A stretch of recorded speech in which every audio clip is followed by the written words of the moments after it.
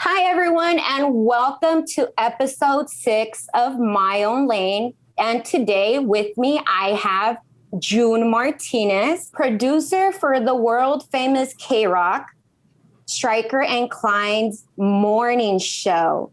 As someone else stated, she is the sole woman producer for the show. And I thought it was really important to bring her on board. As many of you guys know, as I've expressed in previous episodes, I used to work in radio where I met many of my peers that I've been bringing on board. And that's where I met June. We used to work together and look at her. She's just leveling up. I love it. Hi, June. Hi, how are you? I'm good. I'm good. Thank you so much for joining me. Thank you so much for accepting to come on board for this interview. Yeah, for sure. Thank you for having me. I appreciate it. What do you love the most about your job? There's a lot of things, but I think there's two things that are my absolute favorite, right? I think the first thing is that I'm able to go into work every day and I'm allowed to be creative, and creative in all ways, right? Like I can pitch an idea and even if it sucks, like at least I was able to get that idea off my chest because it feels like a safe space with the crew I have. And then also I really like the human connection element that we have with our listeners. Like it feels very personal with our listeners and I love that. Oh, okay. That's great. That's great. I know you mentioned that you come on board a few times on air. When does that happen? When I personally want to know, because I see you post about it, but I want to know more about that. Like, when is it that they bring you on board and they're like, June, this is the perfect opportunity for you to come on board and be on air? So it just depends. Like there's sometimes where they're just having a conversation on air and I'm like, wait, like I need to put my input in there and I'll just run in there and, say whatever I have to say. And then there's other times where I'll pitch an idea and it's something that actually happened to me. And they're like, you need to come on air and like share whatever this story is. And so they'll bring me in for moments like that.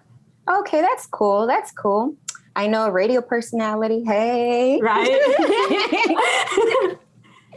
Tell us, you know what, I was still working at the radio station when you got the news about obviously you coming on board as a producer for the show. So tell us about the thoughts that were running through your head when that happened, when they approached you about that. It's kind of crazy. So I was working a street gig initially and I had to do a few call-ins for Stryker and Klein's show, just kind of like let people know where we were at doing certain giveaways and stuff. And I guess they really liked my energy. So later on that day, Stryker had reached out and was like, hey, can we talk to you type thing. A week later, we ended up all chatting and they asked me to come on board and possibly produce the show. And I swear I went up to my car after and I just sat there for like 20 minutes and I cried because this is someone I grew up listening to, and it was a full circle, like crazy moments. Like I went from passing out stickers on the promo team, which I absolutely loved, to now being a producer of an afternoon show that looked like it was on the rise. And you grew up with K Rock, like you used to listen to K Rock and then you came on board to work. And as you mentioned, pass out stickers. And now you're like, as I said earlier, you're just leveling up. And I'm so proud of you, June. I really want to put that out there. I'm really proud of you. And thank you. And I wanted to ask you, and like, what do you do as a producer? How does your day look like? So it's a lot of really fast moving parts. So I get there about an hour before the show starts and I start printing out everything we need for segments. If there's phone numbers they need for stuff, I'll call that. If we have an interview set up with an artist or an actor or something, I need to be in contact with their PR person and make sure it's still happening at whatever time. And then at the end of the show, it's a lot of like, okay, here are ideas for tomorrow, here are ideas for next week, making sure the schedule is all taken care of, making sure if anybody on the team needs anything, that those needs are met as far as like information or things that we're doing for the station.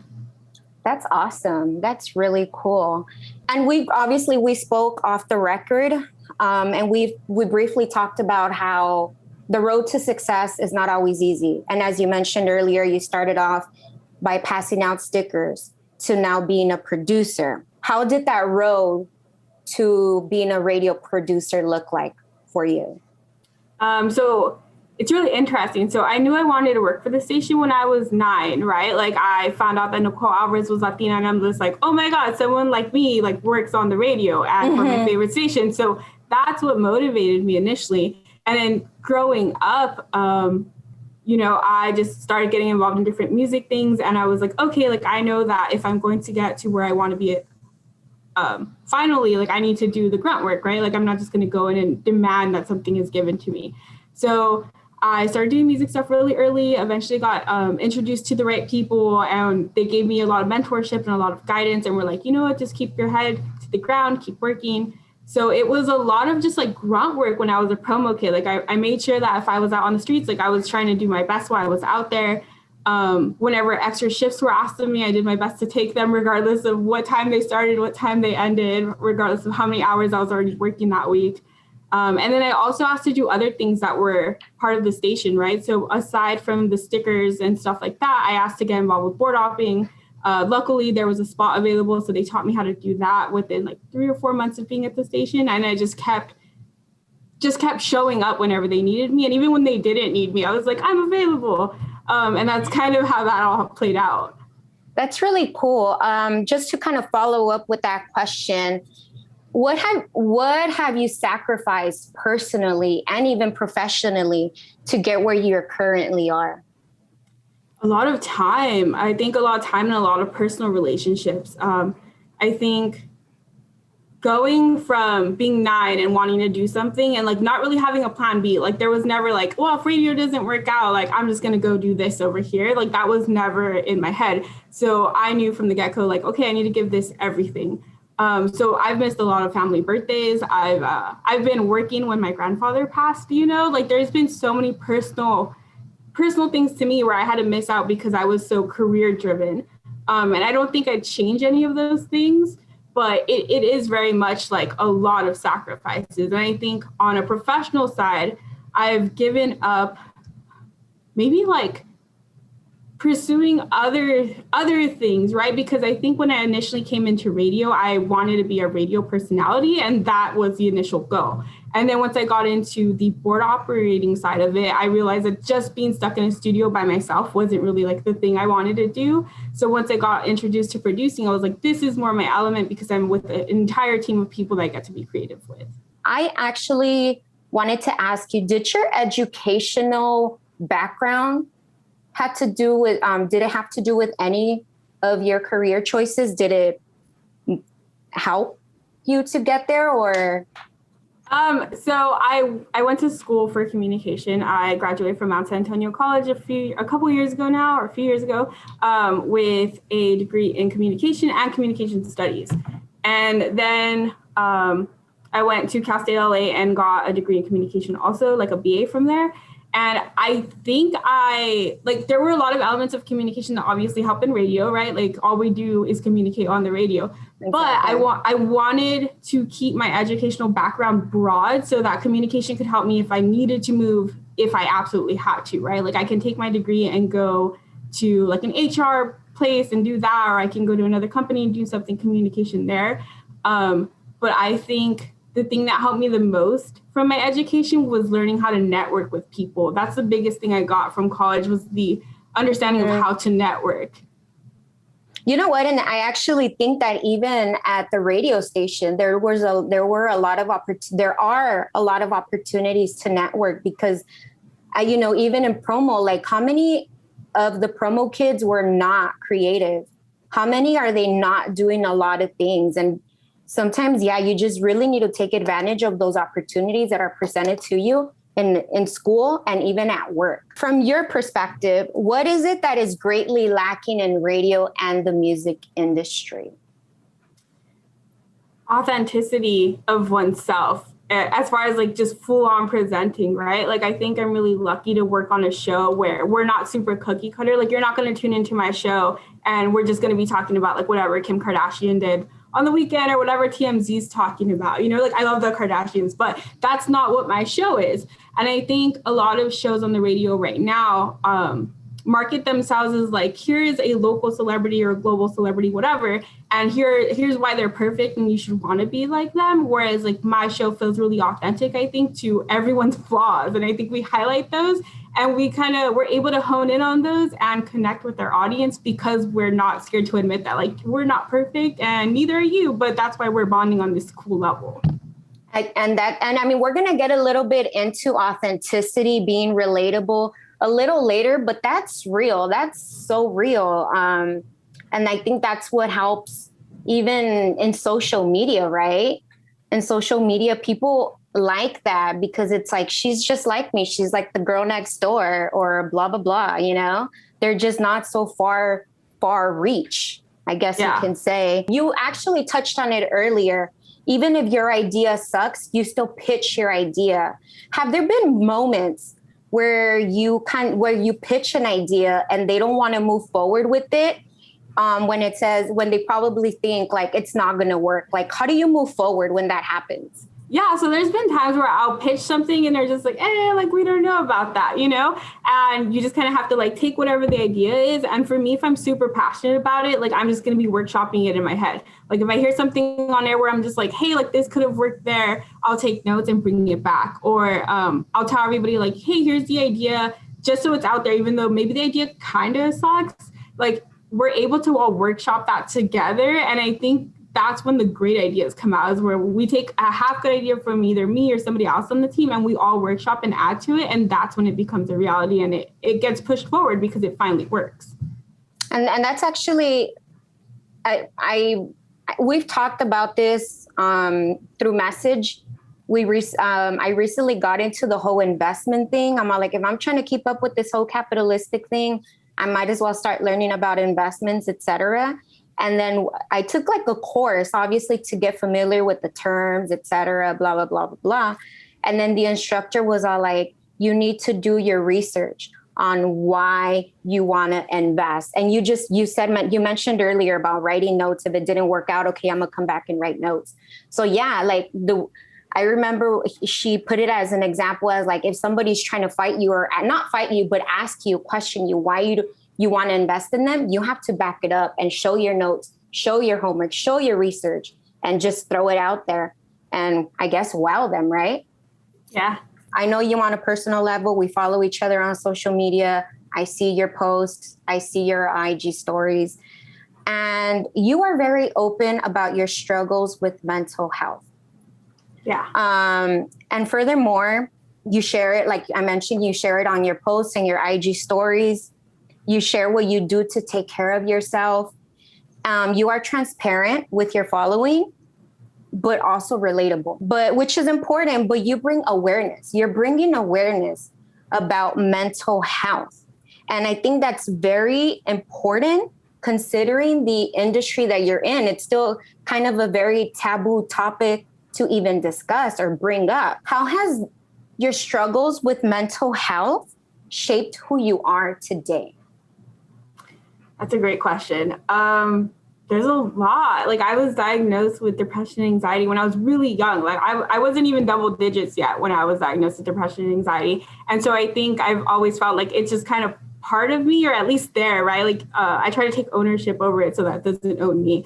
But I think sharing this information with my followers lets people know that they're not alone. I think it shaped me to just kind of be even more honest about myself, right? Like growing up, I was really fortunate to have organizations like To Write Love on Her Arms, which is a great nonprofit organization that talks about mental illness and stuff. So to me, it was never personally taboo to talk about mental illness because I was like, it's there, you know, like it shouldn't be taboo when it's something so many people struggle with. I think it's just shaped me to be almost a more well-rounded person because I have to force myself into situations where otherwise I always feel uncomfortable. Like socially, I'm awkward.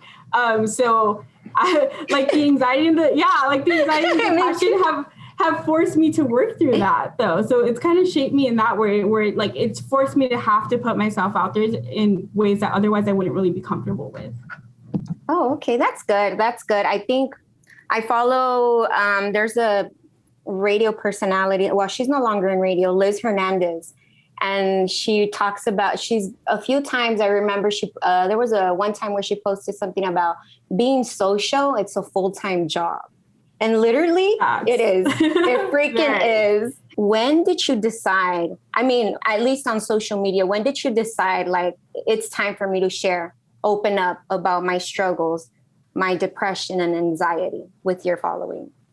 So probably in like high school, right, is when I first started like logging on to Tumblr, and I'm just like, I'm having a bad day, the depression's doing whatever it's doing today. But I think like Tumblr is like a very safe space, or at least it was. I haven't been on there in years, but it used to be a very like niche community, whereas like Instagram was always like the masses to me. So I think I started getting really open on there probably when I was in college, because I just felt like it was so important. And I had a lot of friends coming to me that were struggling, but they wouldn't say anything publicly. Like it would just be between us type thing. And I'm just like, why is nobody else talking about this?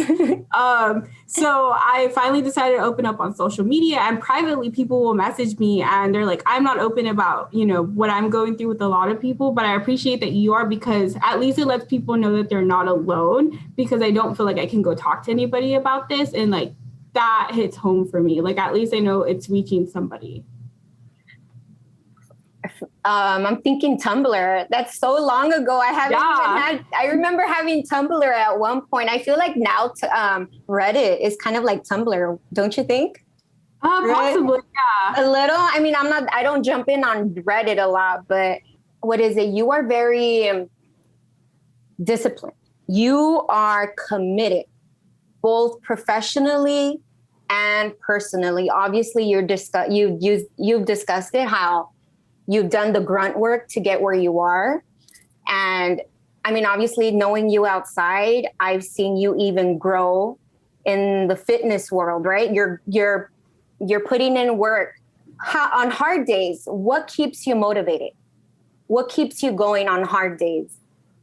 So I think I almost feel like motivation is a lie we're sold, right? Like I think we're always told like, oh, you need to be motivated to do X, Y, and Z. But I don't think motivation is the answer, because like college, right? Like I stopped being motivated to read and do all my assignments a long time ago, but I still did it, right? Like there were so many days where I'm like, I'm so tired of this. But I think it's discipline more than it is anything. Like, and you have to have a why in order to be disciplined. And I think that's more important than anything. And my why is just, I need to make things easier for everybody that comes after me, whether that be in my family or, brown girls in the industry, et cetera. Like that is my why. And that is what keeps me going on days when I just do not want to get out of bed. You said that people that come after you, and which is kind of what I'm trying to do with this platform. I want to inspire. I want future generations to see themselves that it's possible to become a radio producer, to become content creators, to become live event photographers, right? Who inspires you, and who do you hope to inspire with your work and even through your social media platforms? So I think there's a lot of musicians that inspire me. Bands like Rise Against, for example. There's comedians that inspire me, like George Carlin before he passed, just people who are super authentic to themselves. In terms of women, I'm lucky to work with like Nicole Alvarez and Megan Hollanday. And although I'm not producing for them, like we're still colleagues, and I draw a lot of inspiration from them and how authentic they're able to be with their audience. And I genuinely hope to inspire the people that are coming after me. And I hope I inspire people around me to show up as better versions of themselves for no one else but themselves. Like show up as the best version of you for you, because that is going to impact everybody, even if that wasn't your goal initially. All right. It was very important for me to bring that up, because I feel like you have so much to offer. You are offering so much. You have such a big role. And honestly, even though there are women in radio, I feel like it's still very numbered. Like I mentioned earlier, I follow Liz Hernandez, and she was one of my big inspirations growing up. Liz Hernandez, for the people that don't know, was in Power 106, and she was part of the neighborhood in Big Boy's neighborhood. And I just loved her because she's Mexican American. I'm Mexican American. And there isn't a lot of Latinas. And for example, in that case, in hip hop either, like hip hop radio, it's no secret to us that know you and follow you on social media that you eventually would like to move to Nashville, Tennessee, right? And I heard through the grapevine that it's for great reasons, career changing, like a career changing move. So I need you to break it down for me, girl, because I really want to know. Okay, so I eventually, within the next 5 years or so, would like to move out to Nashville. For a number of reasons. I think it reminds me a lot of LA, where it's really diverse, like in the pocket of Nashville itself.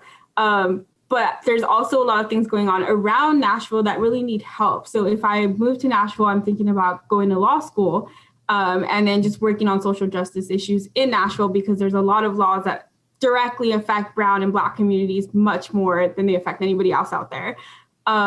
And especially women's rights too, like there's all kinds of stuff going on in Tennessee that they need help with. And I just feel like if I have a platform to do good, and I have the grades to get into law school, and I can pass the test, and I'm pretty sure I can, like yes, you can. I believe in myself that I can do that. So I would love to move out there and help make change eventually. That's great, June. And when did you know, like, this is what I want to do? Like, eventually, was this something recent or?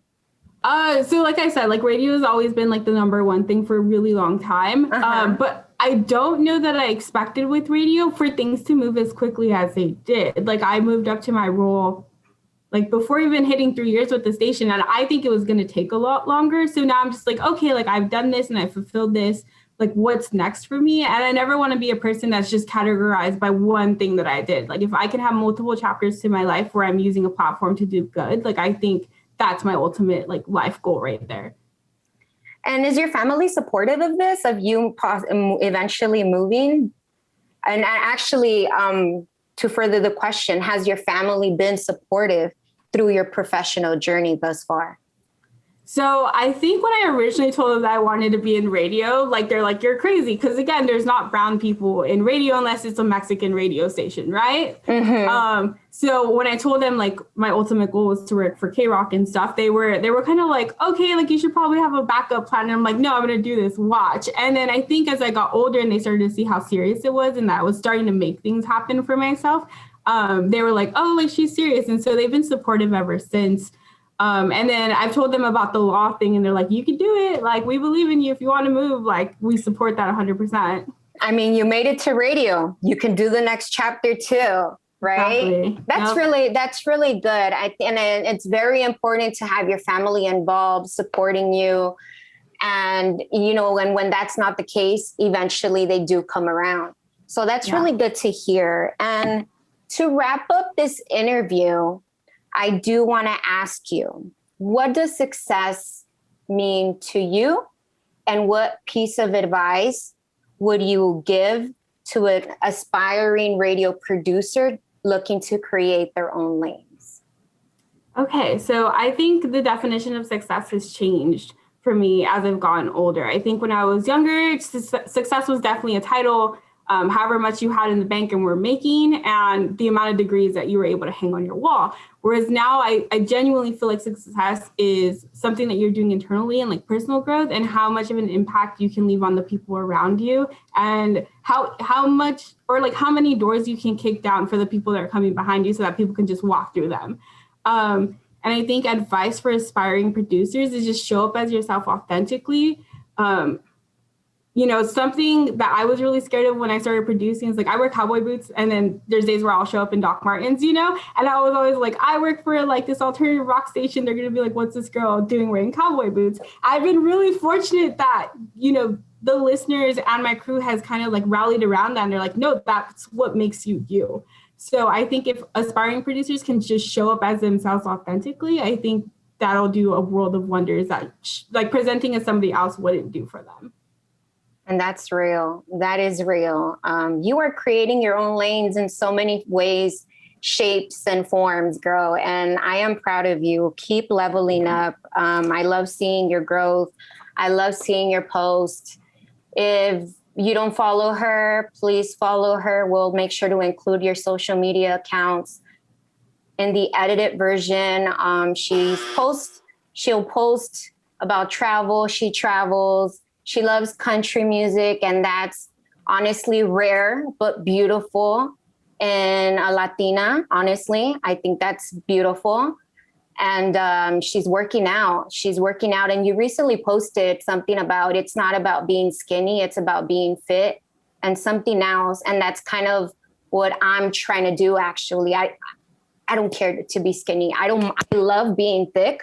I just want to be comfortably in a better shape, if that makes any sense. Because it's not about being skinny for me. I love being thick. I need to work on a better shape for myself where I'm happier, you know? And so, yeah, please follow her and please tune into the Striker and Klein show. Just know that everything that comes out of that show, this mujer is behind it.